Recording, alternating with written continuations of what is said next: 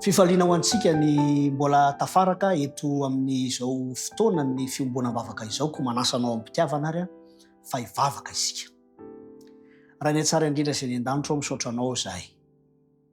Satria raisinay ho tombontsoa ny fahafahanay mbola mitondra sy miaraka maneho eto anatrehanao ny antom-bavaka izay tiana indrindra ny mba hanehoanao ny voninahitra ao amin'izany.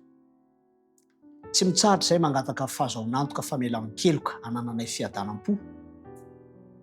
Ka amin'izao fotoana izao dia mitondra bavaka manokana ny namanay Isidore izay manomboka asa vaovao any Kanada. Ianao anie hanome hery azy, hanome fahaizana, tsilosaina ary fahasalamana tsara, fahombiazana amin'izany asa vaovao izany. Ahitany fifaliana ary fijoroana vavolombelona ny amin'ny fahatsaranao sy ny fidiranao an-tsehatra eo amin'ny fiainana. Tonoana ny vavaka amin'ny anaran'i Jesosy Kristy. Amen.